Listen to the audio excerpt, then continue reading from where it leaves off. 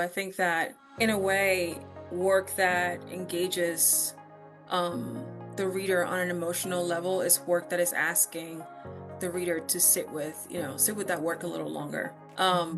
Stay with that work a little longer, pause for a second. And I think that that's ultimately what I want when people read my book. I want them to stop. And I want them to sit with it. And I want them to think about it. And I don't want them to be able to move on so fast. Annell López is the winner of the Louise Meriwether First Book Prize and the author of the short story collection I'll Give You a Reason, a finalist for the PEN Robert W. Bingham Prize for Best Debut Short Story Collection. Named the Best Short Story Collection of 2024 by Electric Literature, I'll Give You a Reason was longlisted for the Maya Angelou Book Award, the Reformer Latinx Book Award, and shortlisted for the Clark Fiction Prize. Most recently, Lopez was recognized as Gambit's 40 Under 40. Her work has appeared in Guernica, American Short Fiction, The Common, Brooklyn Rail, Time, and is forthcoming from Plowshares.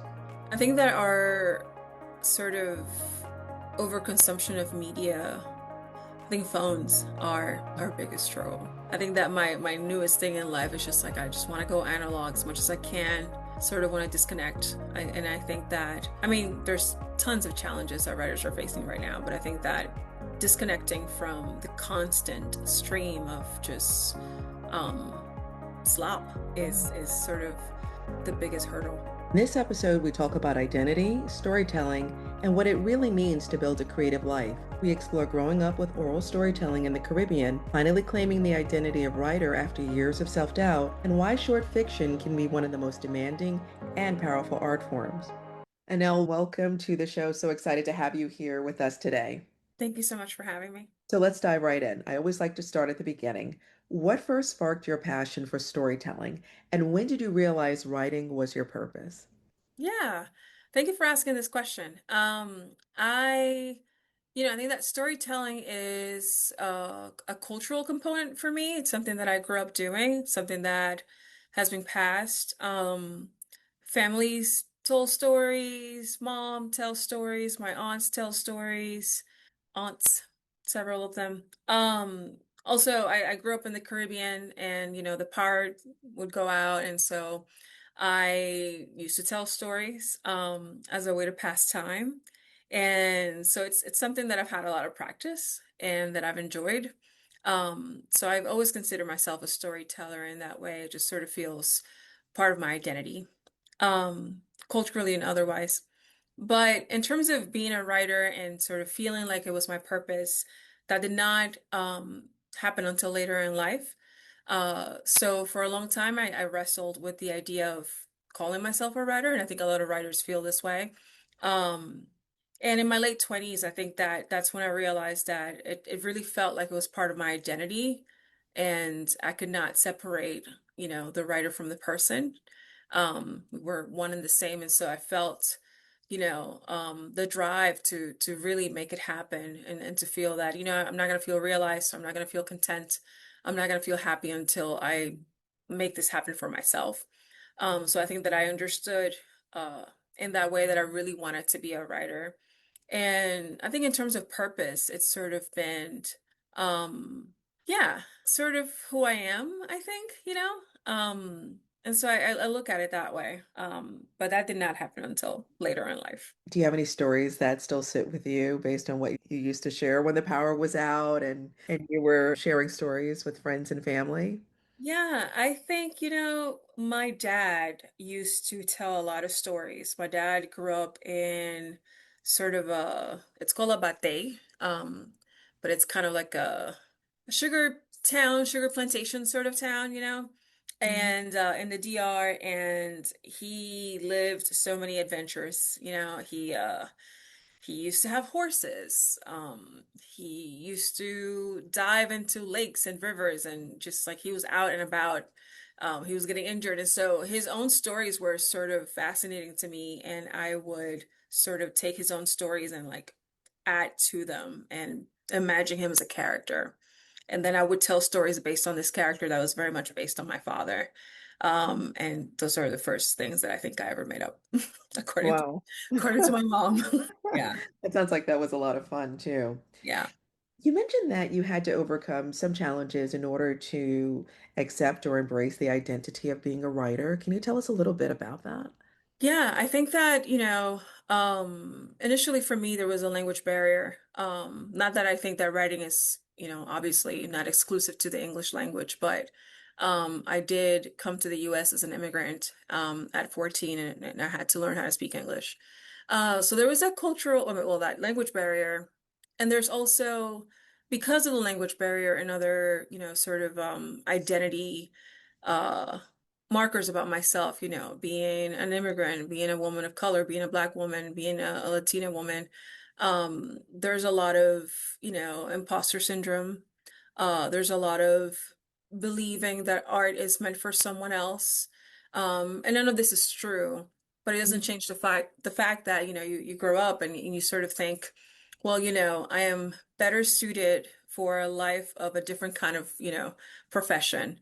I need to be practical. I need to be pragmatic. An artist's life is not one that is meant for someone who looks like me. So there was a lot of that initially that I had to navigate, as a lot of other writers also have to deal with and unlearn. Hmm. Yeah. Yeah. Uh, yeah, art is for everyone, but I do think that sometimes it takes a little while to understand that, Hmm. convince yourself. Yeah, I think so too. And art is for everyone. What did Mhm. you tell yourself in order to make that leap or jump, um, or to embrace the belief that you are a writer? Yeah.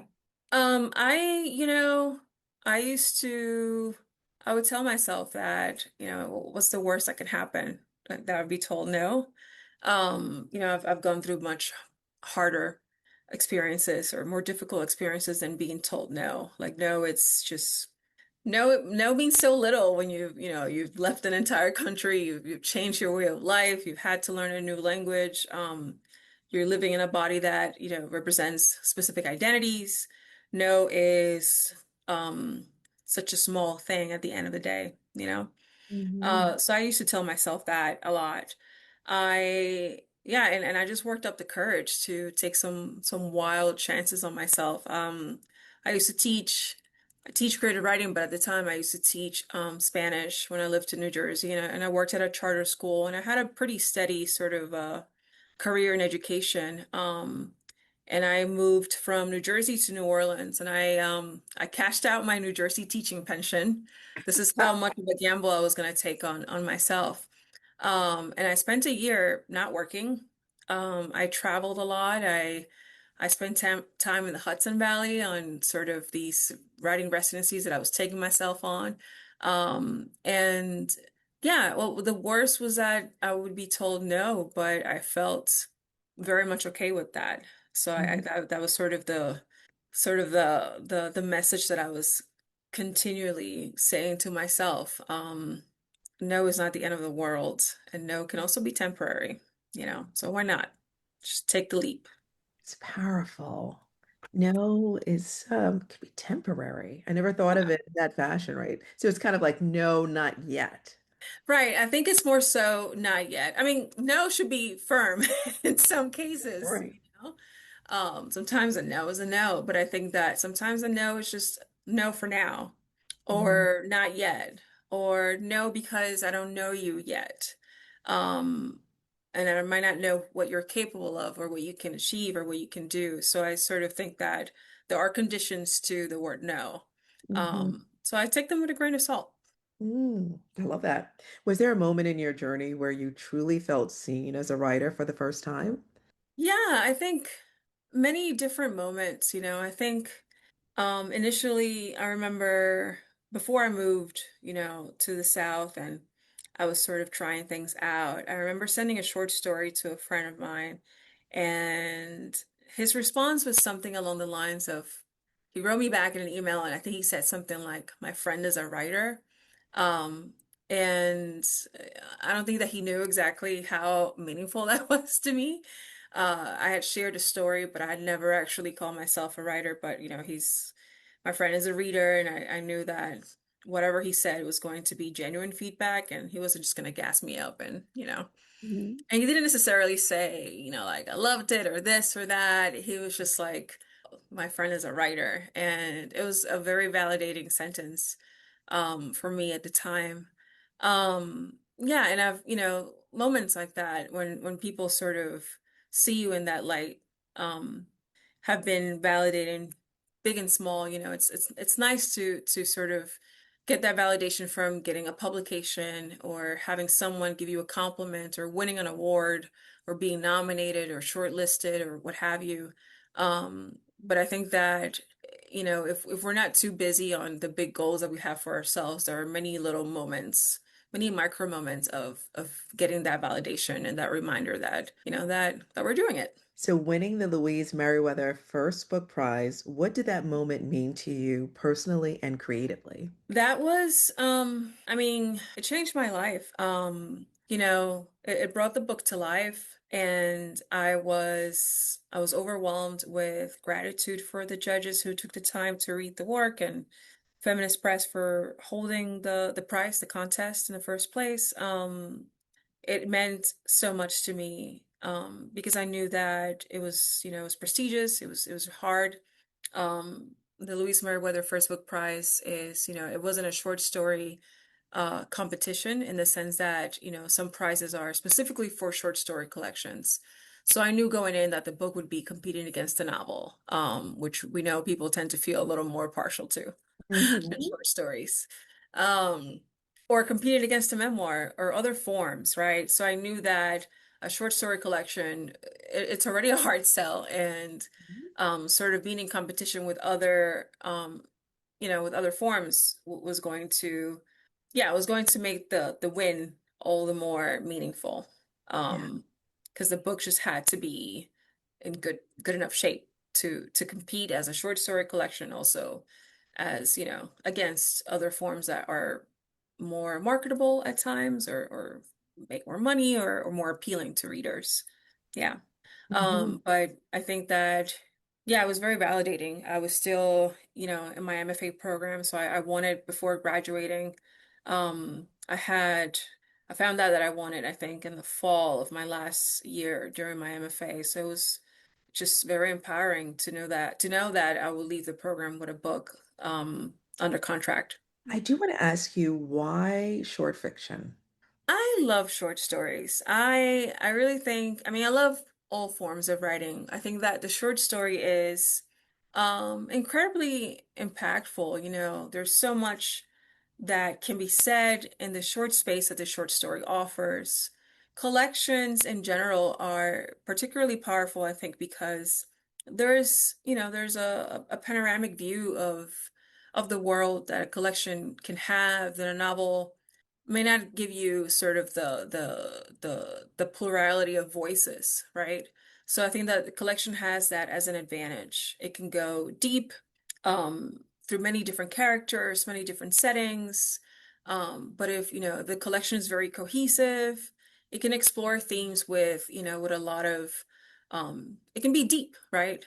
Um, and it can be really powerful that way because of the multitude of voices that it can have and the multitude of stories that it can contain. So I've always liked the collection in general. The short story, I think, is a very technical form, that requires a lot of engineering, right? There's a lot of sort of mechanical things to know about a short story, and I find that really artful.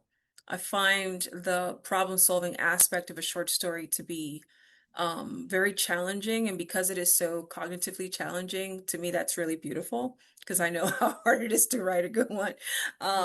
It takes a lot. It takes a lot. And to write several, anyone that can write a collection, I feel like it can write anything, because they're so hard to write. But I think that I've always been attracted to sort of the standard of quality that a short story requires in order to be good. So if somebody wants to struggle, if you're someone who likes to struggle, a short story is a good way. It's a good path to take.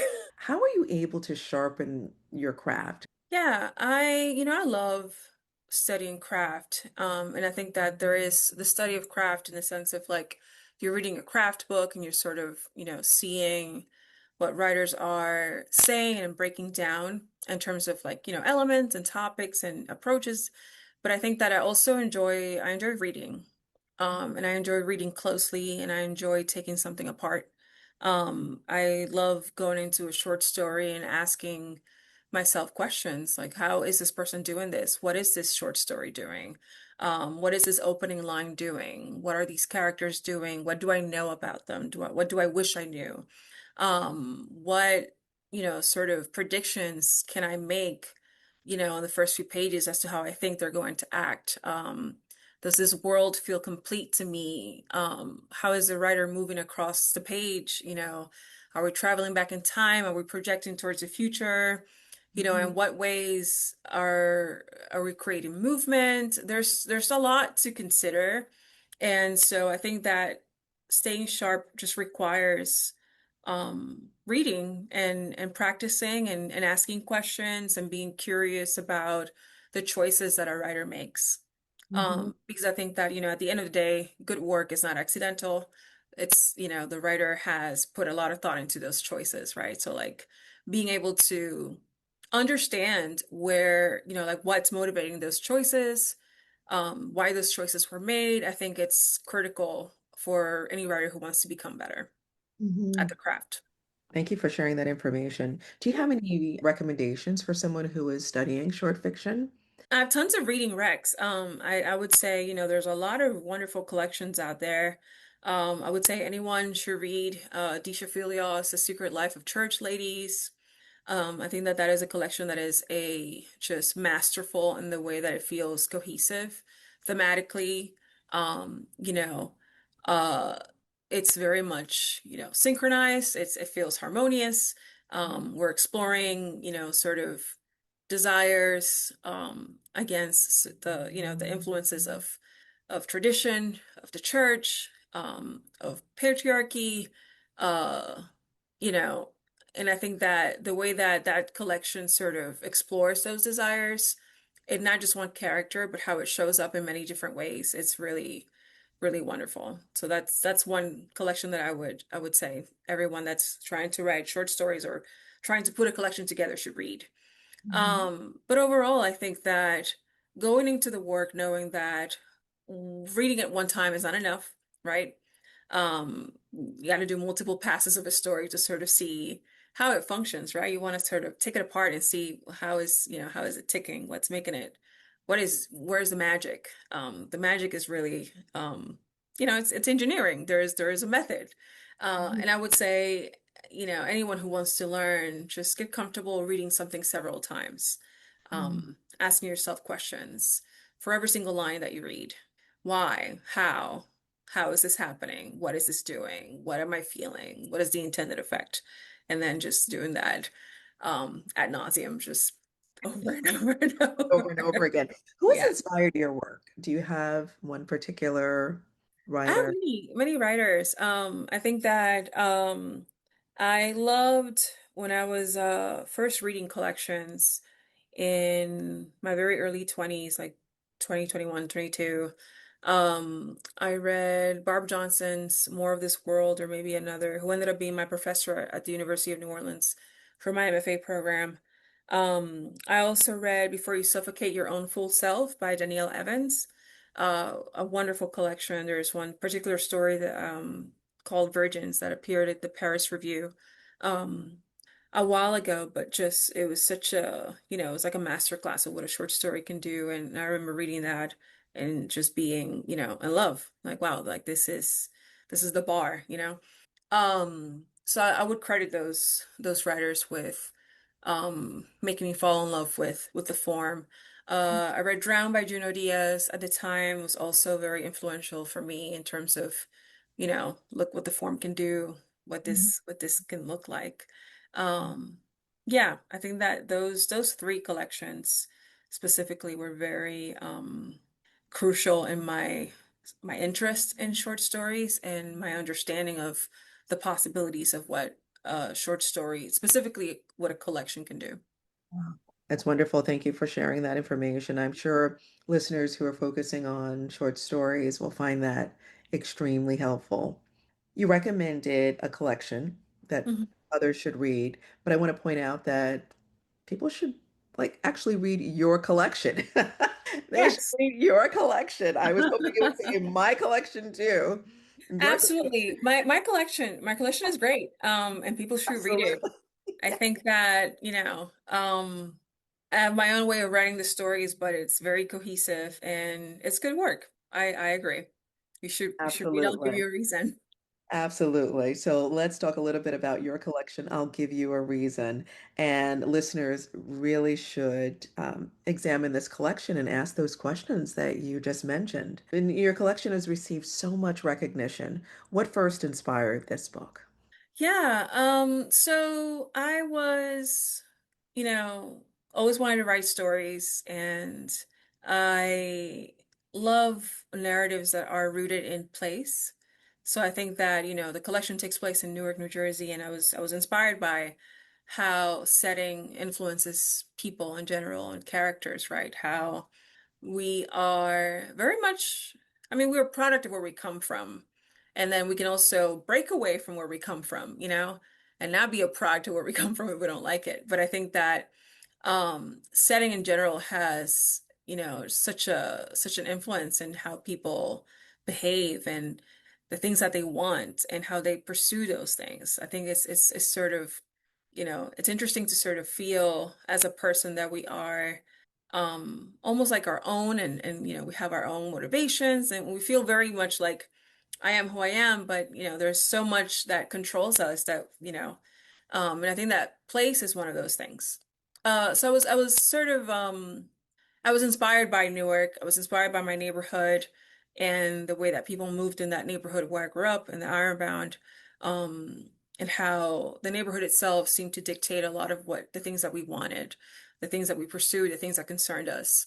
In this case, namely immigration, Americanness, culture, um, those things sort of at odds with desire. So I was inspired by place, and I think that from there I knew that I wanted to write a collection that explored the neighborhood, or a collection that was tethered by the neighborhood. That makes absolute sense. How long did it take you to bring this collection together? So the first story that I wrote in 2018. And I started writing, I had some big life changes, including moving, from New Jersey to to New Orleans to Louisiana. Um, and I had that year off that I gifted myself by Mhm. cashing my pension early. And so I started to write. I wrote a lot of the book then. Wasn't wasn't good yet. I did go in for an MFA, but I think all in all, by 2021, I knew that I had something done. And then I just kept revising, and by 2022, I sent it in to that Feminist Press prize, the Louise Meriwether First Book Prize. Mhm. So I don't know, 3, 4 years. Um, Book came out in 2024, but yeah, I Wow. did have the advantage of an MFA, which, sort of forces you Mhm. to lock in Yes, it does. and observe deadlines. Is there a story in the collection that was especially difficult to write? Yeah, I think there were several of them that were difficult to write for many different reasons. I think the story Bear Hunting Season was a story that was um that took me a while. Um, I think at that point it wasn't part of the collection actually. The collection I had submitted to the contest, to the prize without that story in it. Without a couple of stories in it actually that later made it to the book. But that was a story that I was sort of, I was interested in getting weird on the page, and the character is admittedly very odd, and she does some odd things. That was a story that was difficult to write because it felt like I was going outside of my comfort zone in many ways. Mhm. Um, and yeah, I was sort of looking for something else, trying to access something else in my writing. Oh, Yeah, that's one that I can name, but there are others as well. and what was the They're determining all difficult. factor? Really? How did the story end up in the book? Was there a trigger and you said, okay, I want this in the book? Yes. Yeah. So I had already turned in the book.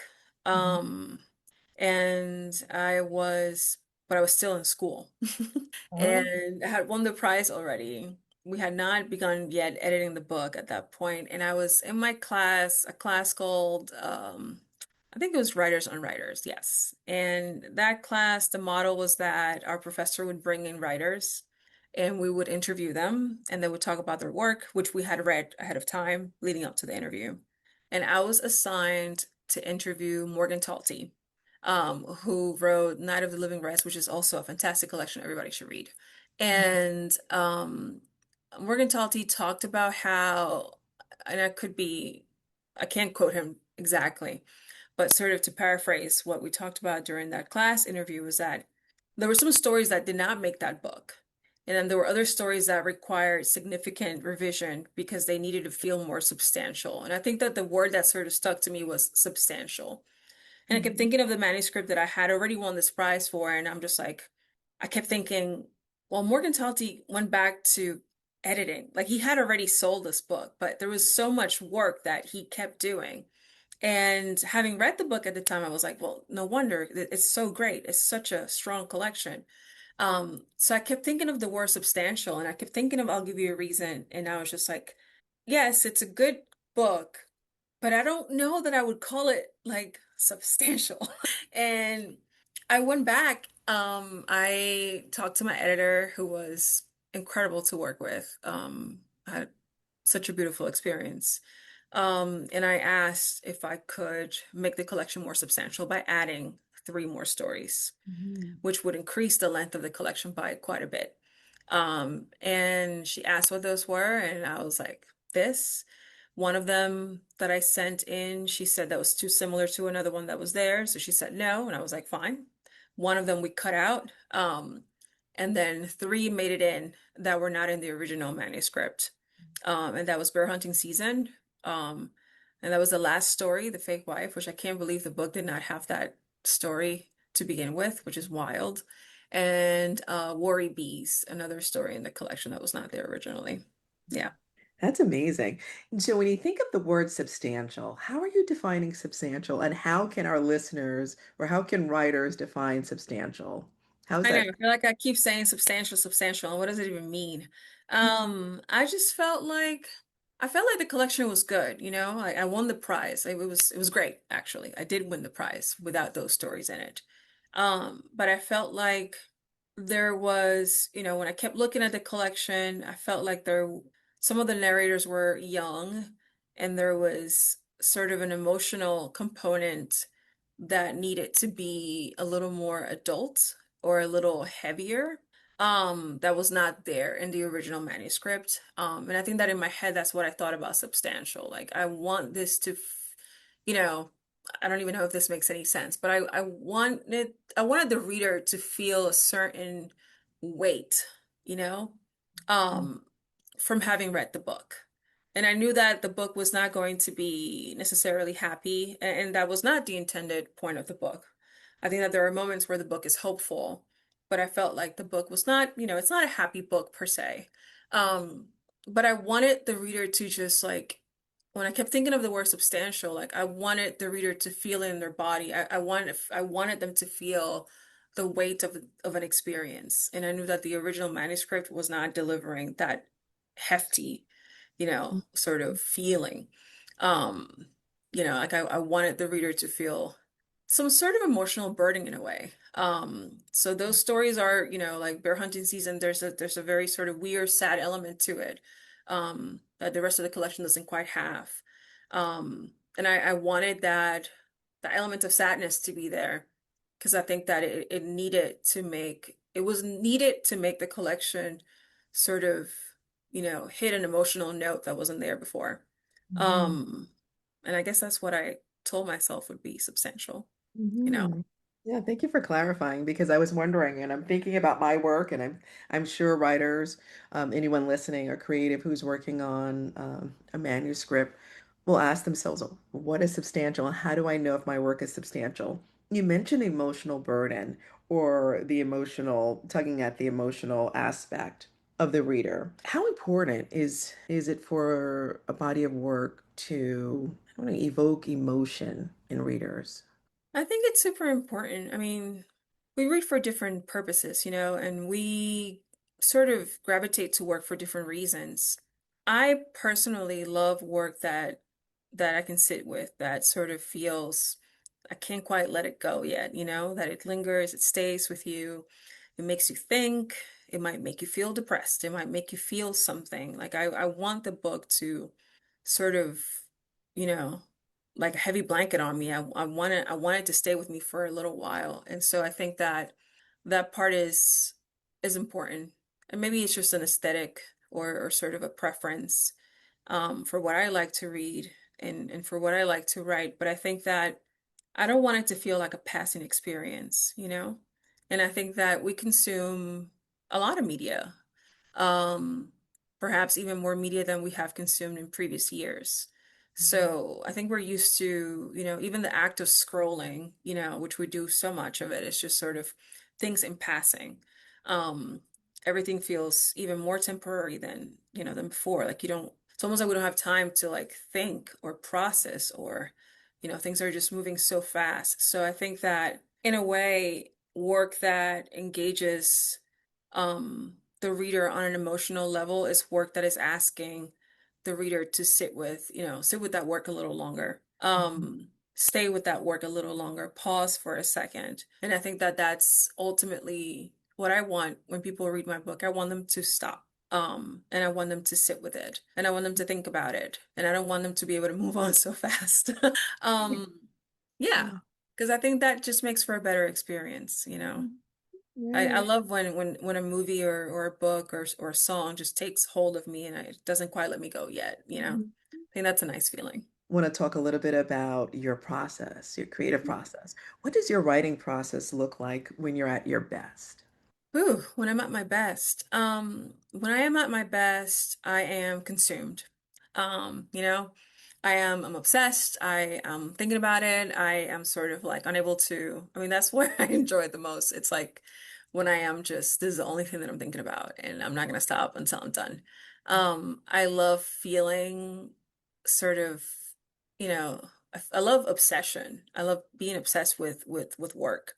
I think that for me, I don't know if it's the healthiest way, but for me, it's what I love the most. When I'm sort of so in it that I do feel like it sort of consumes, my day to day. Mhm. I think that it's a great feeling. You're sort of really in the work and focused. I think that that's when I enjoy it the most, and when I'm at my best. Do you require structure or kind of do you write the edge of your desk, the seat of your pants, whatever Yeah. downloads come? How does that look for you? I think that it's changing. I wrote this book um under the most I wrote I'll give you a reason under the most unfavorable conditions. Oh. I was working full time as a teacher. I was attending grad school full time. I had so much structure. It's like I could not have done it without, days that were mapped out to the minute. Like it was so intense. I was eating dinner in the car on my way home after class. Like I would leave class at 8:45, 9 p.m., and I would eat dinner in the car on my way home so that I would have like the time to digest because I had to be in bed by like 10 because I had to sleep. So I had to be up by 5 in the morning. And if I didn't get enough sleep, I wouldn't be able to do any of the things that I was doing. But it was sort of like this really intense, schedule of like, at this time I have to do this, at this time I have to do that, at this time I have to do that. It was very structured and it worked for me because it kept me really honest. Something I learned while I was writing, I'll give you a reason, was to de-romanticize my approach to work. I did not need my desk to look a certain way. I did not need a particular sort of coffee or tea or way of doing things. I used to, and then I sort of became less attached to the conditions because I realized, well, I can't control the conditions and the work is due soon and I'm going to this MFA and I'm paying for tuition out of pocket. There's like all these things. I just knew that the work had to happen regardless of what the conditions were. So I was just like, I can't be attached to anything. Um, but now that I've sort of, the conditions are more favorable now. Mhm. My process has changed in the sense that it's slowed a little.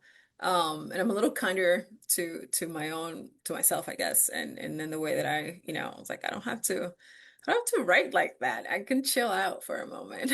But I like to think that, in terms of other things that fuel my process, I like to listen to music. I like to see art. I think that really inspires me.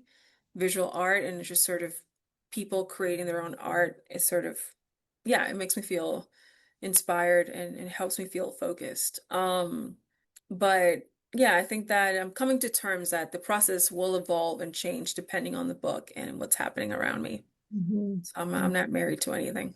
Do you believe in writer's block? Yeah, and no. Yeah, I think that, it's complicated. I think that yes, but I also think that there are ways to make it less intense. Like I have felt blocked at many points in my life and, writing this specific collection, it's not, I definitely experienced it, but I just didn't have time. I had to like push myself to just get over it. And I think that it exists in the sense that you can feel less, less motivated to work, or you can feel less clarity while working, or you can feel less inspiration. Things may become harder, but I think that they can still happen. Mm. So my approach to writer's block is to sort of, show up, show up to the page, show up to the work and do what you can. If what you can is a couple of sentences, I think that that is sort of better than just taking writer's block as what is and there's nothing to it. So I do think that our levels of creativity and ability to be productive, for a lack of a better term, can and will fluctuate, but also, we do control showing up if we can, right? Can't always control it, but you can try at least just showing up. Even if the work that you're sort of producing is not the best, even if it's not flowing, even if you don't feel locked in, even if it feels forced, it's better than nothing. From your perspective, what are some of the biggest struggles writers are facing today? Yeah, I mean, so many. Mhm. I think that our sort of overconsumption of media, I think phones are our biggest struggle. I think that my newest thing in life is just like I just want to go analog as much as I can, sort of want to disconnect. And I think that, I mean, there's tons of challenges that writers are facing right now, but I think that disconnecting from the constant stream of just um slop Mm. is sort of the biggest hurdle. What is one lesson that you've learned about yourself as you've gone through the process of writing? I'll give you a reason, and just your journey as a writer. Yeah, I have learned that I've learned good things about myself. I learned that I am a learner and I love that about myself as a writer and as a person. Is sort of I like to learn, I like to study. Mhm. It's taken me a long way, and I think Mhm. it's sort of, the thing that has been reinforced for me is sort of like, you know what? I'm a good learner. I take feedback well. I am willing to listen. And I should continue to be this way. Yeah. What is the best advice you've ever received regarding craft and being a writer? To Mm. read, Ah. you know, we have to read. Reading is it's really it. It makes us better writers. It makes us better people, I think. But I think that, yeah, I think reading in terms of growing your craft is the way to go. And I think that, not related to reading is it's always nice to be kind to people. Goes a long way to just be, you know, a good listener, a good observer, a good reader, a good literary citizen, a good friend. It feels good, it makes them feel good. It's just, yeah. Aside Oh. from reading, I think it's nice to, I read my friend's manuscript and I told them this and that, or I told them Mm. that I loved it, or I told them, hey, this is not working out. I think that those are good things that makes you a good writer, makes you a Oh. good literary citizen. Mhm. And what advice would you give to aspiring writers who feel discouraged or unsure? That's a natural feeling, and one that can very well be just temporary. you know.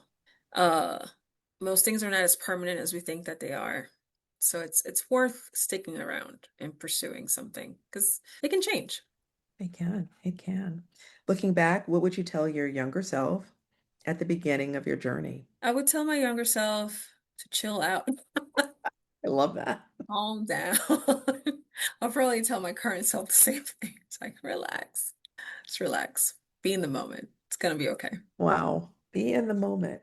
What is one thing you're really looking forward to right now? I'm looking forward to getting back to my novel. Yeah, I think it's I've been working on it and I've had some challenges. Mhm. But I'm feeling a sense of clarity, and I know that I would experience even more clarity the more I sit and put in the work. So I'm looking forward to just putting in the work. Like I'm ready for the struggle. I'm ready to get in there. What do you want your legacy to be? Oh, that's a great question. I don't know. I want people to read my work. I want people to read my work and I want them to know that I gave it my best. I gave it my best and I hope that the work can comfort someone, make someone think, make them feel. I Mhm. think that's all I want for Love that. now. Who knows? I don't know. Yeah. But that would be a good legacy. We've covered a lot of ground. Is there Yay. anything that I haven't asked you that you would like to share? No, thank you so much for asking me these questions. It's just nice to talk about process and craft and short stories. So it's been fun. So thank you. Thank you, and I hope you'll join us again. Thank you for tuning in to today's episode. I hope you left feeling inspired and energized to follow your own path with purpose and creativity. Don't forget to subscribe, leave a review, and until next time, keep creating, keep dreaming, and keep living your purpose.